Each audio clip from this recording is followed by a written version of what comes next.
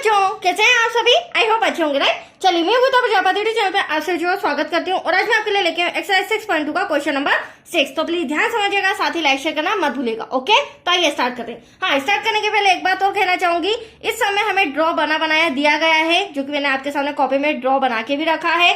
दूसरी बात, आप पहले ड्रॉ समझ लीजिए, उसके बाद सम इजीली सॉल्व कर पाएंगे। That's clear. तो चलिए स्टार्ट करते हैं।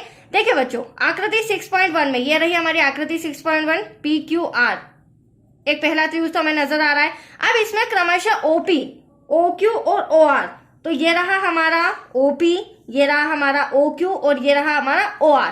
इन पर स्थित बिंदु A, B और C इस प्रकार है। तो आप देख सकते हैं, एक बिंदु ये रहा A, B और तीसरा C इस प्रकार स्थित है कि AB समांतर है PQ के। तो आप देख सकते हैं ड्रॉ के अंदर जो AB रेखा है वो किसके समांतर हमें दी गई है?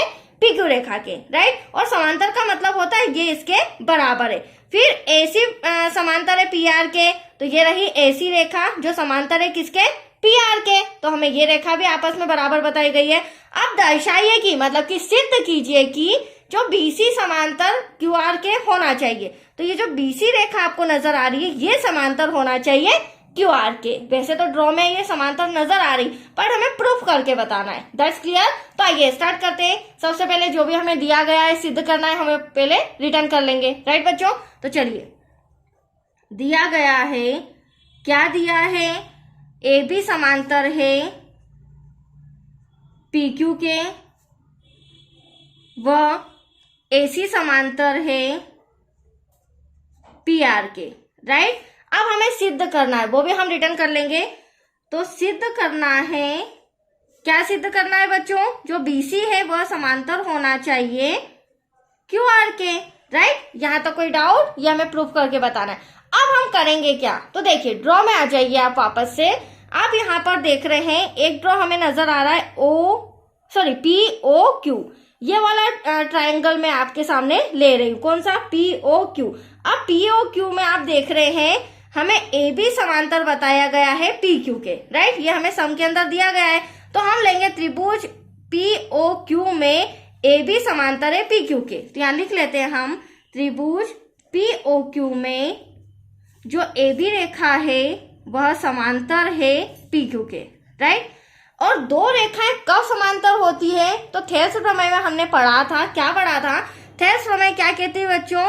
किसी त्रिभुज की एक भुजा के समांतर यदि कोई रेखा खींची जाती है तो वह अन्य दो भुजाओं, मतलब कि OP और OQ, अन्य दो भुजाओं को बराबर अनुपात में बांट देती है। मतलब कि यहाँ पर क्या हो जाएगा? थेल्स प्रमेय के अनुसार OA अपॉन में AP बराबर है OB अपॉन में BQ के। That's clear. तो यहाँ हम लिखेंगे थेल्स प्रमेय के अनुसार। आपको ये लिखना जरूरी है। हाँ, और अगर थेल्स प्रमेय नहीं समझी है तो प्लीज बच्चों वो समझ लीजिए, क्योंकि 6.2 एक्सरसाइज पूरी थेल्स प्रमेय पर ही डिपेंड है, ताकि आपको सब में डाउट्स ना रहे। तो यहाँ पर थेल्स प्रमेय के अनुसार हमारा हो जाएगा OA अपॉन में AP और OB अपॉन में BQ। तो OA अपॉन में AP हो जाएगा, वो बराबर किसके है? OB अपॉन में BQ के। That's clear. इसे मैं दे रही हूँ फिलहाल इक्वेशन नंबर 1। तो ये तो मैंने इधर वाला ट्रायंगल लिया था, राइट?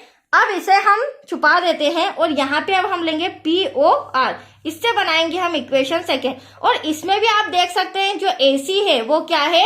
PR के समांतर। ये हमें सम के अंदर दे रखा है। और जब भी कोई त्रिभुज के अंदर दो रेखाएं आपस में समांतर होती है तो वह अन्य दो भुजाओं को एक ही अनुपात में बांट देती है थेल्स प्रमेय के अनुसार। तो चलिए, अब हम सेकेंड इक्वेशन बनाने के लिए लिखेंगे त्रिभुज POR में जो AC है वह समांतर है किसके?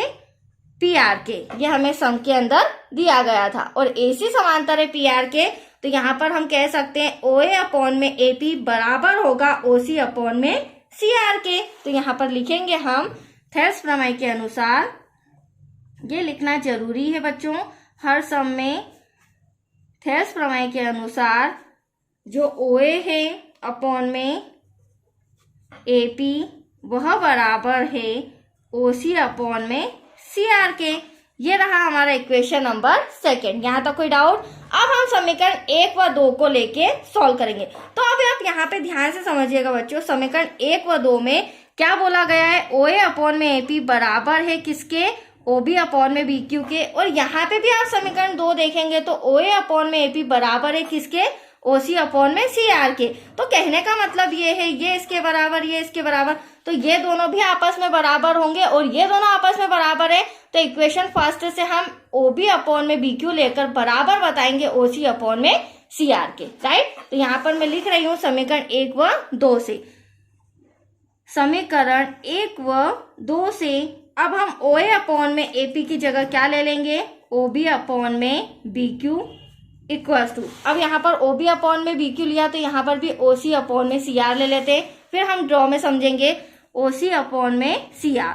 अब आप ड्रॉ में आ जाइए, OB अपॉन में BQ, तो ये रहा हमारा OB अपॉन में BQ, मतलब ये वाली भुजा OC अपॉन में CR आप देख भी सकते हैं किसके बराबर आ रही है? इसके बराबर। तो कहने का मतलब ये है बच्चों, जो OQ भुजा है वह बराबर आ रही है OR भुजा के। तो ये भुजा जब इसके बराबर आ रही है तो हम कह सकते हैं कि ये जो तीसरी भुजा है इसके समानांतर खींची गई BC रेखा सही है, मतलब कि BC समानांतर है QR के, क्योंकि हमने ये प्रूफ करके बता दिया जब दो भुजाएं आपस में बराबर होती है तो तीसरी भुजा के थ्रू खींची गई रेखा समांतर होती है।